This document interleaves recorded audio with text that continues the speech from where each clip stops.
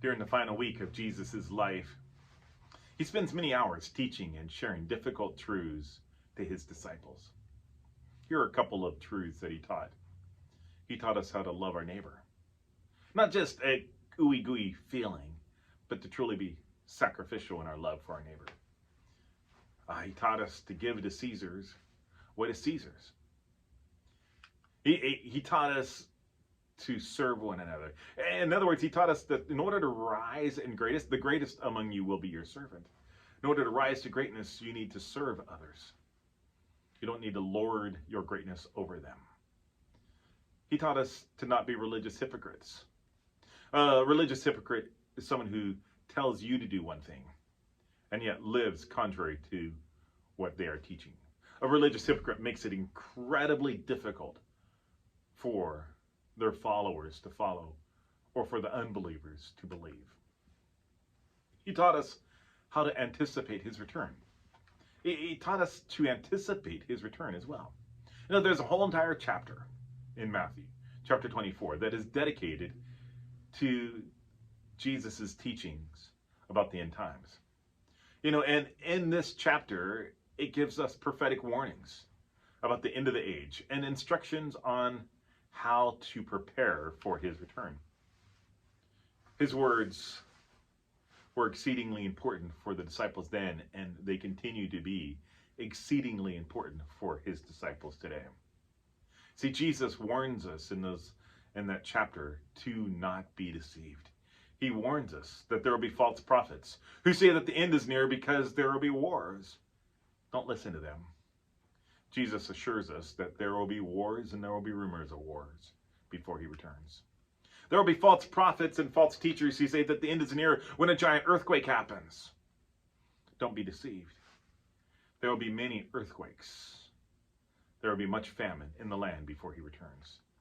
Life will be difficult. Our job as followers is to be alert and to be ready for his return. Oh, there will be false teachers who will persecute the followers of Jesus. Jesus' followers will be put to death. They will be tortured because of their faith in him. When persecution hits the church is not to be deceived.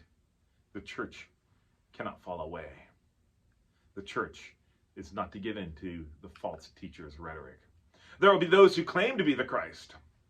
They will claim to be the Messiah. Don't give in to them.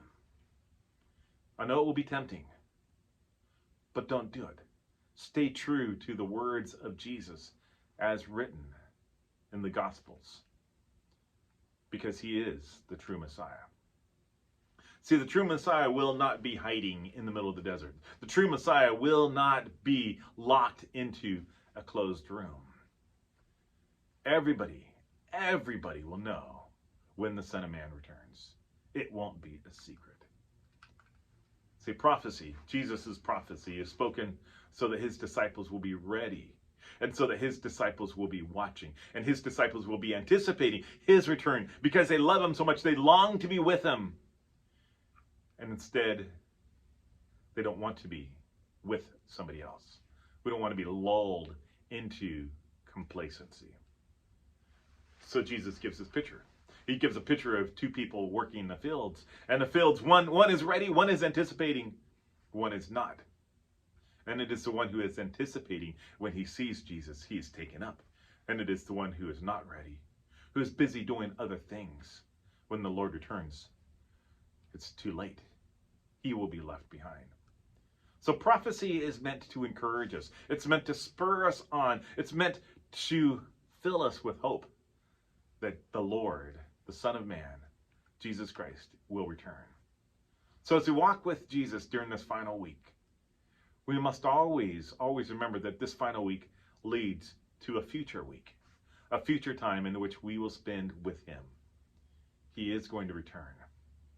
So let us be ready. Let us be watching. Let us be living out the faith that we proclaim.